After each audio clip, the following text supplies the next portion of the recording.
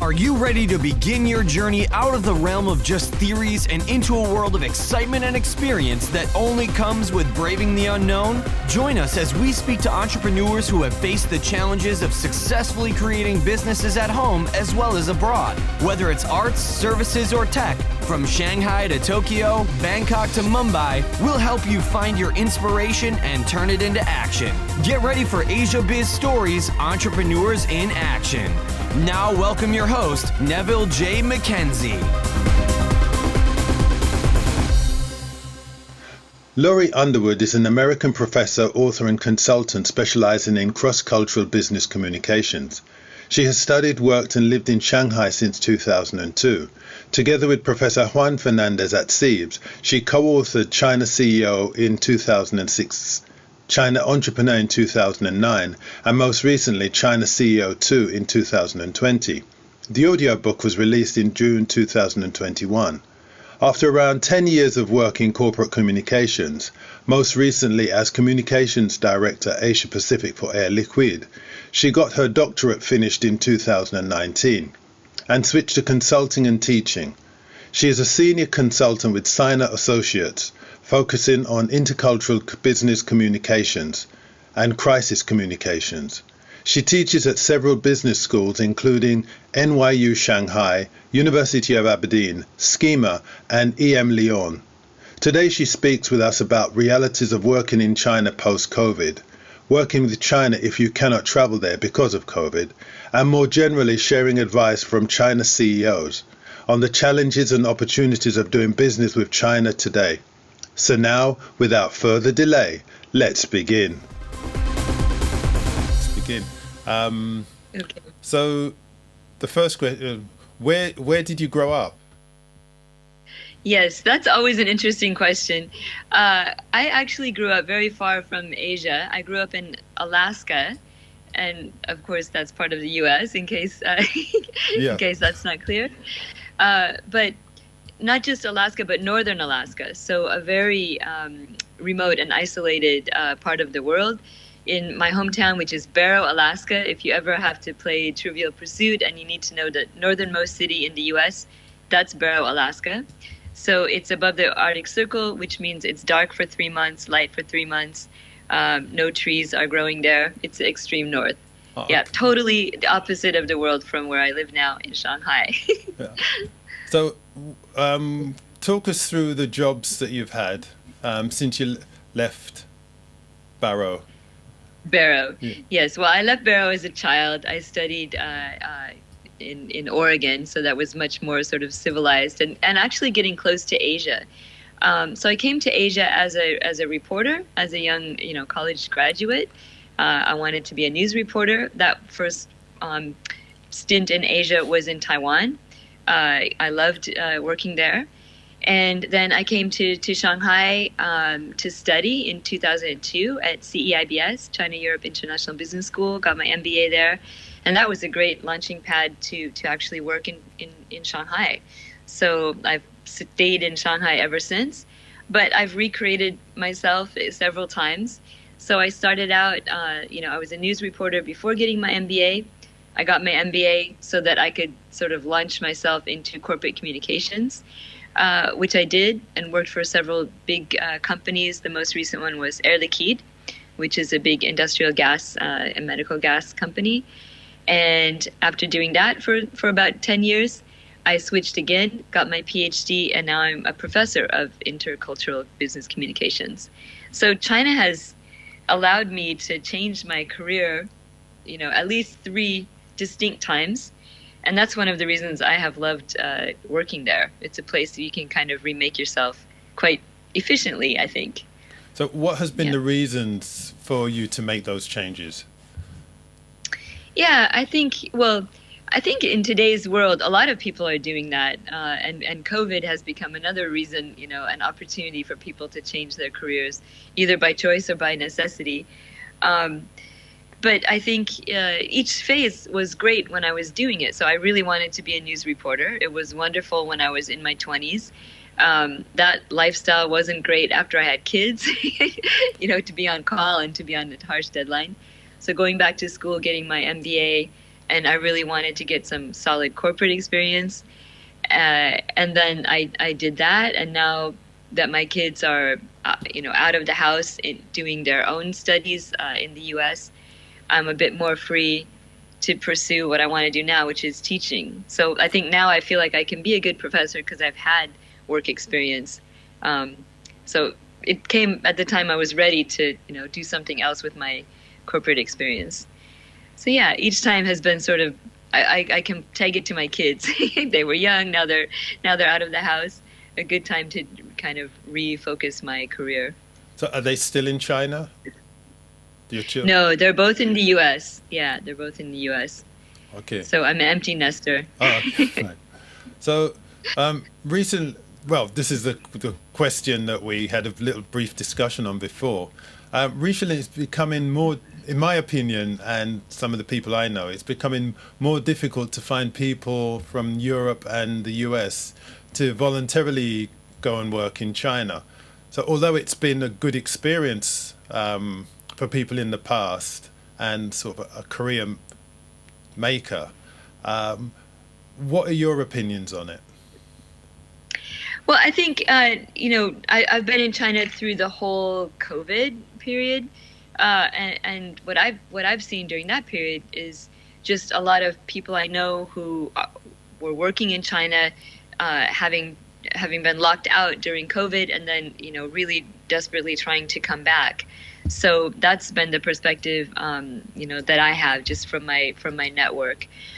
So I'm now a professor of intercultural business communications at a number of different schools, including NYU International Business School, Suzhou, University of Aberdeen, SKEMA, CEIBS. I've been teaching for a lot of different schools, and one of the reasons why I've had more teaching opportunities lately as a visiting professor is that so many of the regular professors have had difficulty coming back to China because of COVID. So my perspective has been a bit different in just knowing so many people really trying to get back here. So yeah, that's sort of been my reality. But it probably looks different from Singapore or from your network of friends and colleagues. Yep. Okay.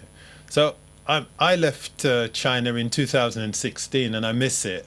What I missed was like the speed of change and the freedom, as you mentioned before, to do new things, to reinvent yourself. So what else do you enjoy about being in China? Yeah, I think speed of change is definitely one of the aspects that makes life here so exciting. If I can pull in my book a little bit, the book that I've just recently finished, China CEO 2, is interviews with people holding the title of China CEO at 25 multinational companies. And I think what is really interesting about talking to those 25 CEOs who all come from different, they're Coca-Cola, L'Oreal, Microsoft, sometimes totally different fields, is that over and over again they mentioned what is challenging but also exciting about China is the speed of change. And I definitely feel that as well. So just a couple of examples that you probably recognize since you spent so much time here yourself. But when I came to Shanghai in 2002, the metro system had 2 lines, line 1 and line 2. Now it has more than 20 lines. So in 20 years, it's basically like added a new line every year. That speed of change is just huge. And 5 years ago we didn't have high-speed trains. Now we do. And I think the biggest change is the cashless society. This may have happened basically since you left, but 5 or 6 years ago, we were still using cash in China, and now we're not using cash at all, ever. So everything is purchased on your mobile phone. So this kind of thing makes it, as a professor, super interesting because China is a different China every year. So yeah, it's never boring. So have you lived anywhere else apart from China? I grew up in the U.S. as you know. Then my first experience into Greater China was Taiwan, and then since 2002, I've been basically in Shanghai. So yeah, it's always been Greater China. Yeah, and it's been I've never thought about leaving because like I said, I changed my career several times, and Shanghai has frankly always been the best place to be for every different, first as a student, then as a corporate communications, and now as a professor. So you mentioned you were a professor of culture. Intercultural business communications. Intercultural business communication. That's almost as difficult as the topic I teach. What's that? It's creative industries entrepreneurship. Okay. Yeah. A mouthful as well. Yeah. So when you hear the word culture mentioned, what do you think about? Because I think for me it's very important because, growing up in the UK, living in China, and now living in Singapore, it has very different meanings for me. So what does it mean to you? Yeah, I think, because I'm teaching it, probably I've developed a sort of technical or academic view of culture. Chinese culture is so fascinating, and in all of my classes, most of the time I'm contrasting Chinese culture with the culture of either the place the students want to go to work, like my NYU students in China, they want to study at NYU Shanghai, they want to study at NYU New York.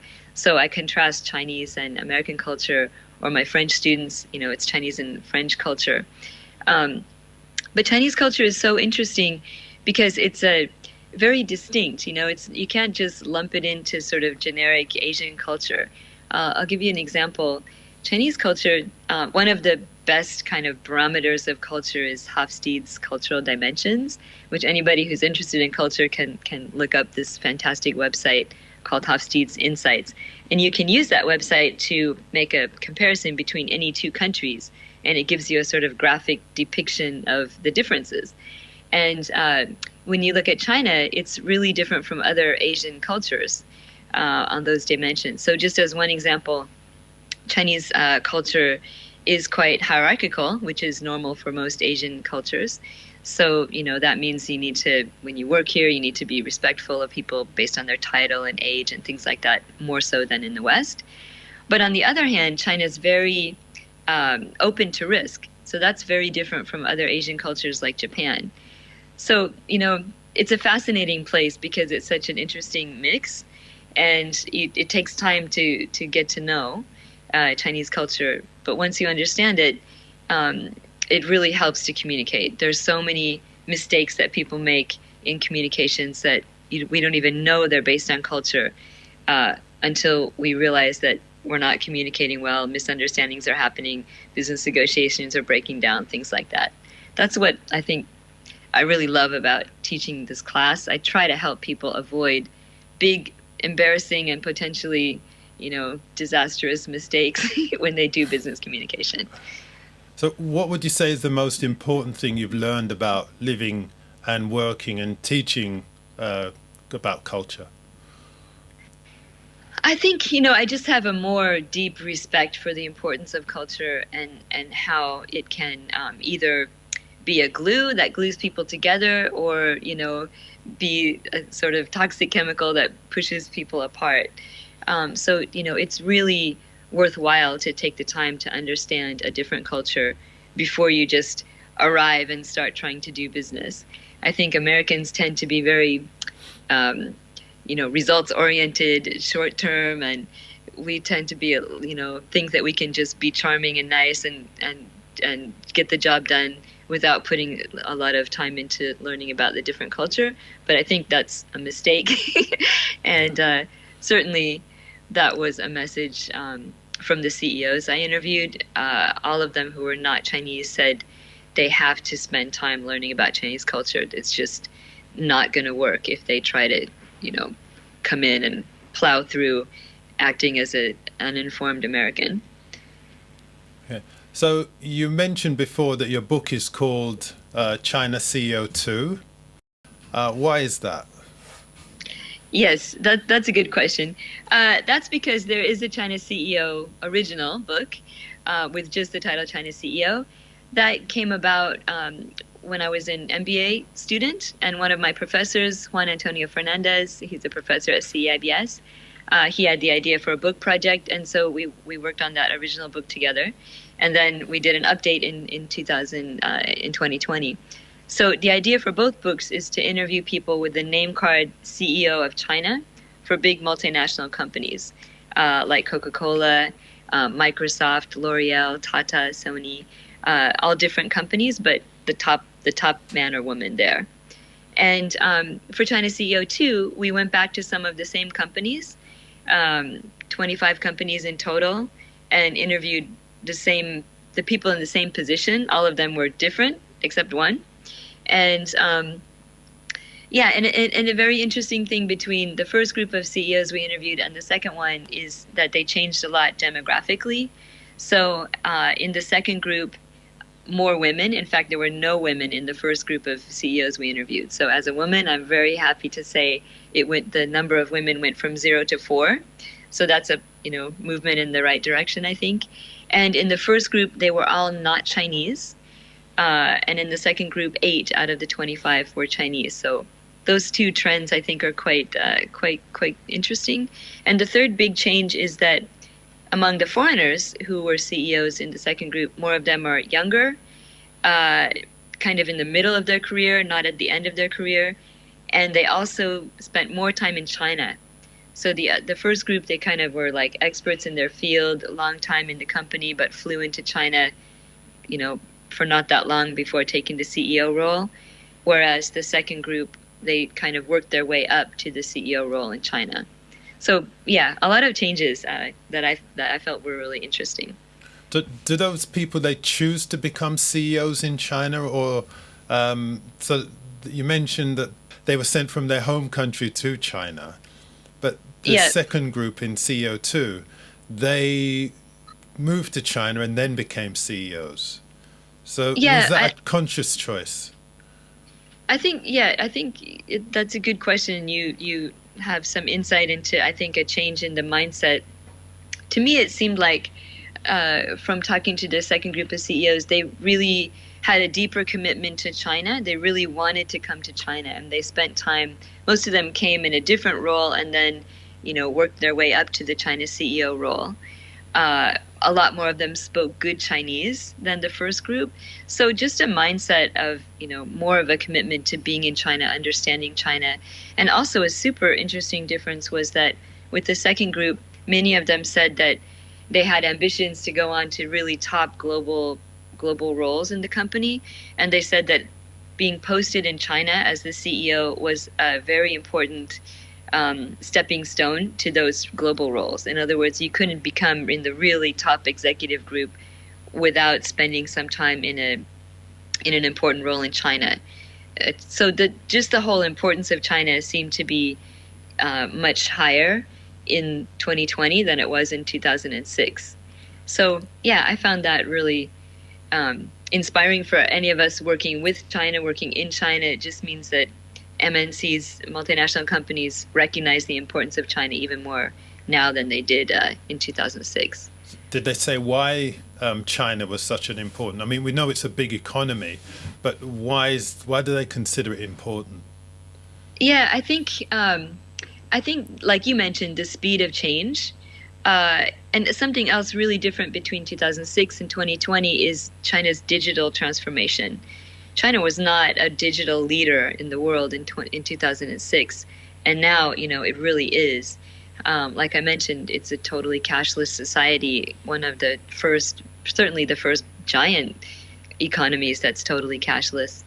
And so the digital transformation, the rise of China's own digital players like Alibaba, Tencent, Baidu, Douyin, TikTok, all of these companies that are now really important globally. They weren't, household names in 2006. And of course, the third reason is, Chinese consumers it's a huge population, and now they have a lot of money and they're spending it. So, from the consumer point of view, China is just, much more important even than it was in 2006. And I've read and seen and heard comments that CEOs have to have a certain type of personality, and that in some cases they almost have to be psychopathic. Does a China CEO have a certain type of personality?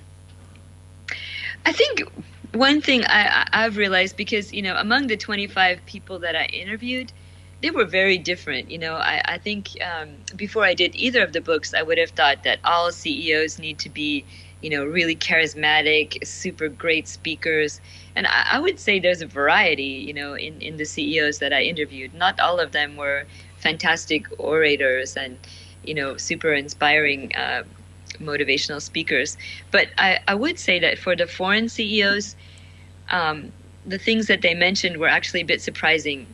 Being humble was a theme that came through again and again with the CEOs, the foreign CEOs. Basically, you can't, lead a big operation in China without being humble. Then, respecting Chinese culture, learning about face and guanxi, those things, they're kind of cliches, but they still matter a lot in China. Chinese language skills, commitment to China. And I think the last one that's maybe the most tricky that CEOs explained to me is they have to be both flexible and firm.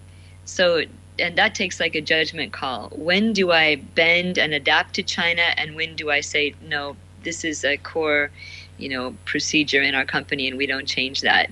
So all of them mentioned this combination of, not being too rigid, but knowing, using your judgment to know when I need to adapt and when I need to stick to the principles internationally for my company. So is that something they learn along the way, or is that something that they're born with?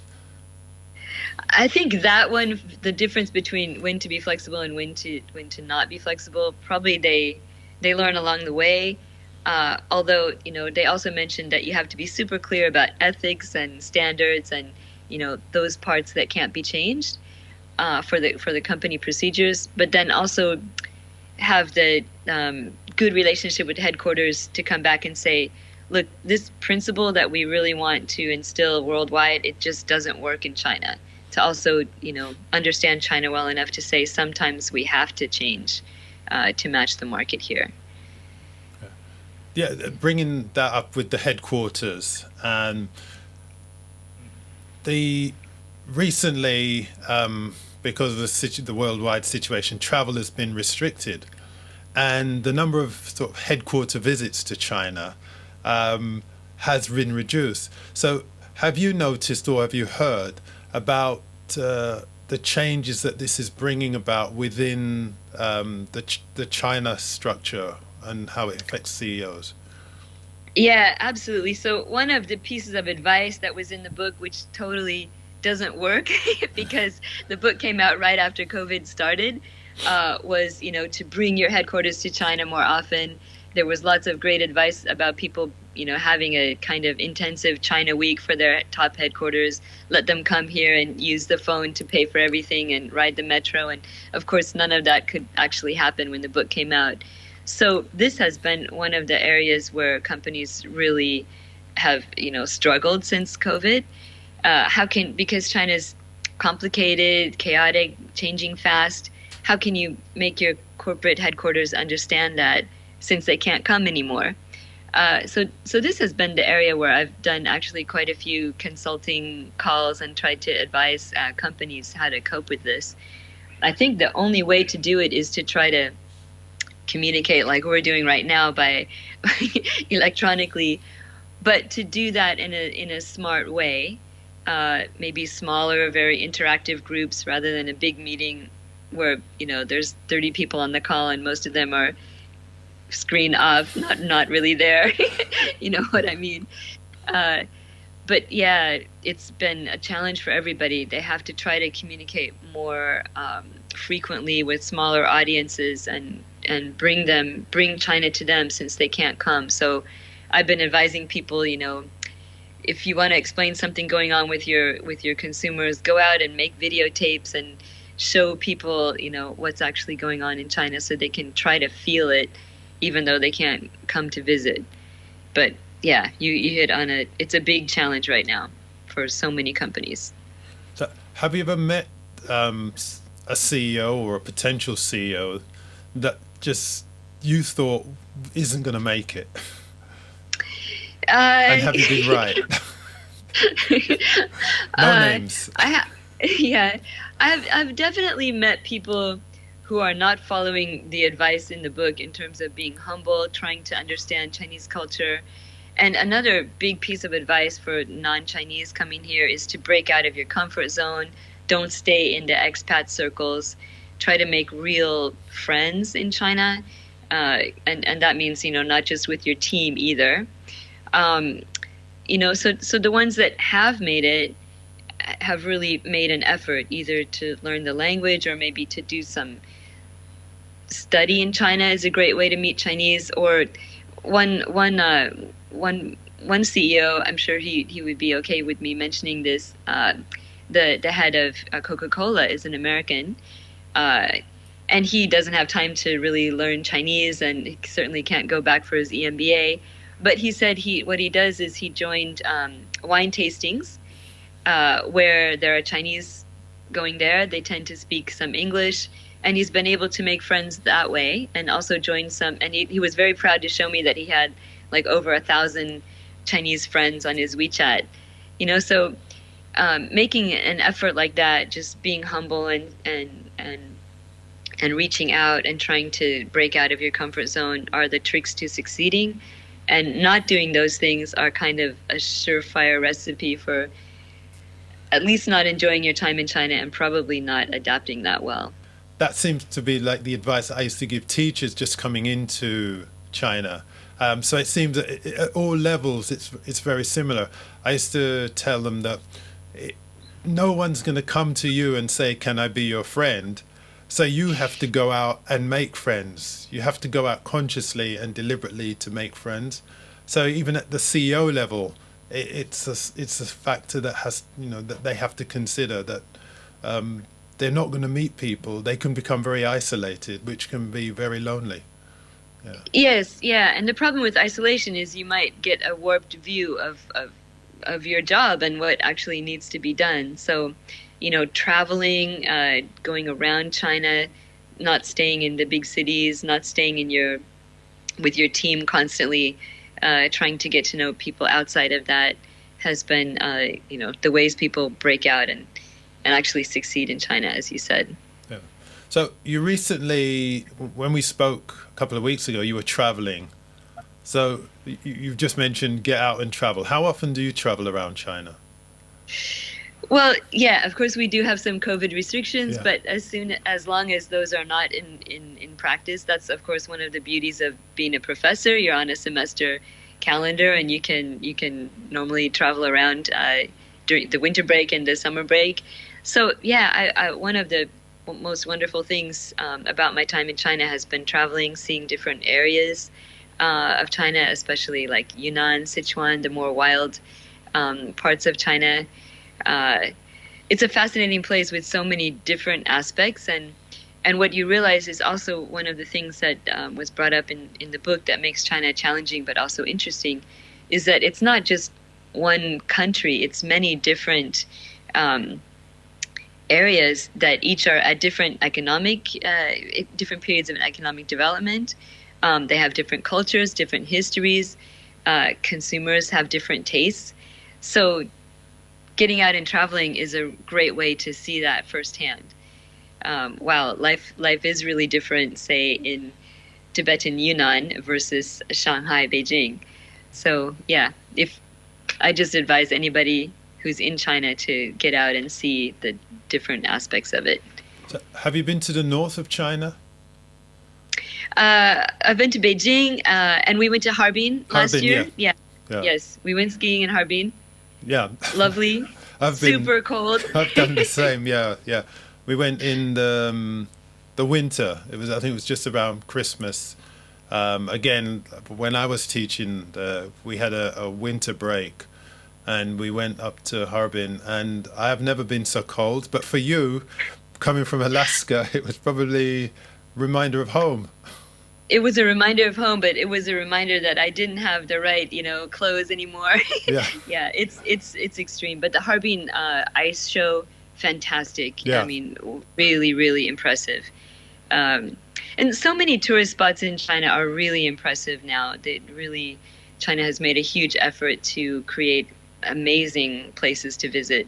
Harbin Ice Show is definitely one of them. Yeah, I've been there. Yeah. So you're a professor and a consultant. So how do you manage those two roles? Yeah, I think I love doing both. I'm a business school professor, so and in my consulting work, it's also talking with businesses, helping them to be better at their intercultural communications mostly. Also do crisis management, so it's all communications related. And what I find that's really lovely is that my students want to know what companies are thinking about and what their mindset is. And companies want to know what Chinese young people are thinking about and what their mindset is. So I love being, having a foot in both worlds and helping both groups of people. So for my students, I have some undergraduates who are in their 20s. I have the MBA students in their 30s, and I have executives in their 40s and even 50s. So it's also a great chance for me to see the generational differences in China today, which, every country has generally generational differences, but in China it can be really extreme. The life goals of people in China in their 40s and 50s versus the young 20s are really different. And I can see that sort of firsthand when I do a case study, the same one with different age groups. I have a totally different reaction between the generations. So that's fascinating. And then I can pull that back to my companies and try to tell them, gives them some really concrete evidence. So can you give me an example of that and the listeners an example? Yeah, for example, I think that the viewpoint and the kind of thinking about multinationals is really different among older and younger Chinese. So in general, older Chinese executives and professionals have quite a healthy respect for multinational companies, would like to do business with them. That could be why they're doing their executive MBA, to be promoted within a multinational company or to do more business or to work abroad. Whereas the younger generation tend to be much more flexible. They may want to work for a multinational company, but maybe not. It would be an unfair generalization to say that they all look up to multinational companies and want a job there. Not necessarily. They may want to be an entrepreneur and open their own company, or they may be, a lot of them are also very excited about Chinese companies. There's a kind of very strong nationalistic pride about Alibaba, Tencent, Douyin, all the Chinese companies that have become famous recently. And then there's also people who don't want to do corporate work at all. They want to be a key opinion leader and have a, really, really big following, for their own opinions on social media. So there's just, I think Chinese young people are a bit more similar to Western young people in that their goals could be quite diverse, and that they want to have a work-life balance. This is quite different. The older generation tend to be super, have a more traditional, my main focus is to work really hard, and I'm not thinking about my vacation time. I'm just thinking about getting a promotion. So yeah, really different mindset. But why do you think that change has occurred? I think it's part of the natural progression of a economy developing. It's just that it's happened in China so much more rapidly because China has changed so fast. If you think about it, the older generation, 40s and 50-year-olds, they, the economy changed with them going through their career path. So, as they were building their career path, China was becoming a more and more important trading partner in the world, and they just kind of rode that wave. And most of them grew up in a quite traditional mindset, which says, my main role as a professional is to provide for my family. So a lot of them had that mindset, and the best thing they can do is just make more and more money for their family by working hard. Whereas the younger generation, they tended to grow up in a very comfortable situation, relatively speaking. So they didn't have the same, internal drive to make money. The family was already pretty comfortable, And I think that fact just gave them more freedom, and families and parents are telling more young people, do what you love rather than get the best job possible. So, the families are evolving, and the young people are just born into a different situation than their parents were. Thinking about that, some of the students I taught, they did come from very financially challenged backgrounds, and that has given them a certain amount of drive. Do you think the students maybe that you've met that are fairly comfortable, do you think that they will find it difficult to compete against, say, students coming from a background that's less well off? And yeah, that's a good question. I think, well, one thing I would say generally is, and you probably felt this too, is that Chinese students tend to be super hardworking. I mean, I feel so lucky to start my teaching career in China compared to my home country in the U.S. Students here really are, generally speaking, great. They work hard, they're ambitious, they want to succeed, they learn fast, and they put the hard work in. So, in general, young generation, old generation, the drive to educate yourself is super strong, still a really strong part of Chinese culture. What is a little bit different is that I think younger generation are giving themselves more of a wide spectrum of where I might work. I might, like I said, be an entrepreneur. Not everybody is going to be a lawyer, a doctor, or a corporate executive. And you're also right in that, in some cases, students who have a financial need, they may really be pushing hard for their success in order to help their whole family. There's still a lot of connection between people and their family, which is even stronger in China than in the West. So that young people, there's still this Confucian filial piety idea that children need to make their parents proud and even take care of them financially. And that might not be so much of a drive for those Chinese students who are quite well off and don't have that. That's kind of a issue that we all have in the West as well. Yeah. The more comfortable kids are, maybe they don't work as hard. Yeah, so kind of a new challenge. That's definitely happening in some parts of the population in China as well. So how would you describe yourself? Would you describe yourself as an entrepreneur with your consulting, or would you describe yourself as a professor, or is it sort of a mixture of both? I think it's a mixture of both. I think, what's lovely about China, at least my experience with the culture, is that the whole society is very accepting of people remaking themselves. So that's part of the atmosphere of speed and change in China, is that, it's acceptable that 2 years ago I was corporate communication director Asia Pacific for Air Liquide. Then I got my dissertation done, and now I'm teaching. People don't really blink an eye at that. And it's also a culture where people change jobs quite quickly and even change career focus. So I finished my MBA in 2003, and last time I had a reunion with my classmates, I found that a lot of them had not only changed jobs many times since we all graduated, but some of them really totally changed job focus, and most of them are Chinese. And everyone's quite accepting about that. So I think that's also part of the current situation in China. It's as the economy has grown, people have more flexibility, and it's become quite normal for people to change career direction and focus in order. And I think more and more people are, once they become financially comfortable enough, they're doing what they love to do, not what they have to do for their families. This also, I think, is an interesting change in China. Okay. So I think that's 11:25. I think we haven't quite gone a full hour.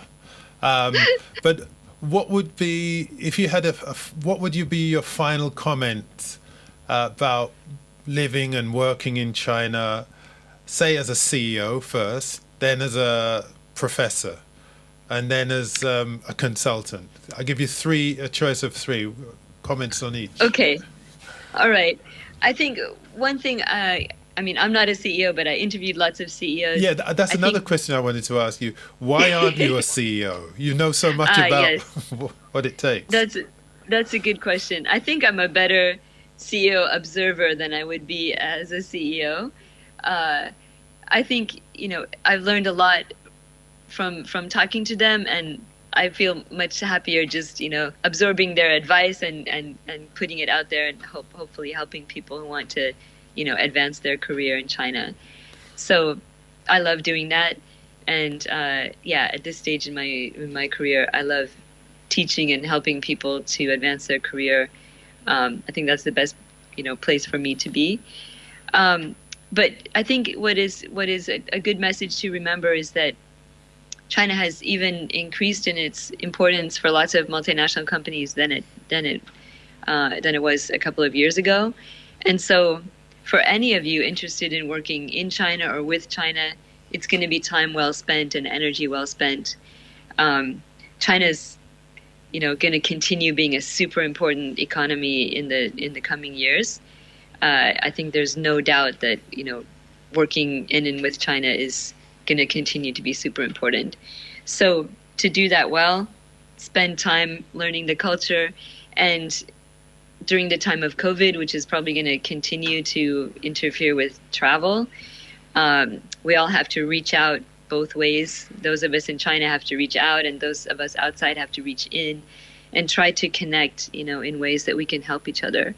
So, as a professor, I'm helping a lot of professor friends who are kind of stuck outside China by helping them do a 1 hour, talk so that their students can talk to someone who's in China and helping them to feel connected. I think that's going to be, really important going forward.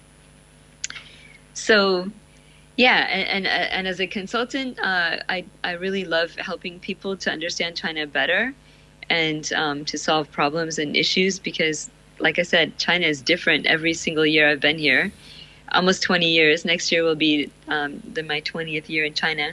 It's been a different China. So it's been fascinating, and I love doing that.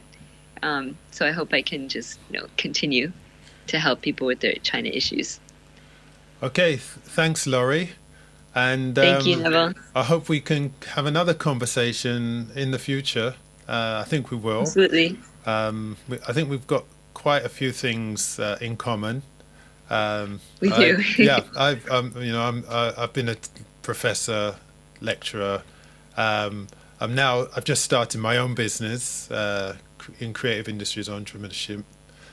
I've just started my own business based on creative industries entrepreneurship as a sort of webinar consultant or producing webinars.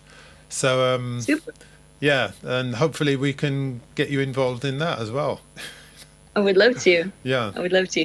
All right. Yeah. Thanks so much. Have a great day. Yeah, bye-bye. And you Talk too. To you Take later. care. Bye-bye. All right. Bye-bye. Bye. Thanks, Laurie, for the insights on what's been happening in China. If you'd like to know more from Laurie, you can contact her on LinkedIn or visit asiabizstories.com to find the links. This brings us to the end of this episode of Asia Biz Stories, Entrepreneurs in Action. Now we need you to hit the subscribe button and head over to asiabizstories.com for more great information on how to take your inspiration and turn it into action. Thanks again, and we look forward to having you join us next time on Asia Biz Stories, Entrepreneurs in Action.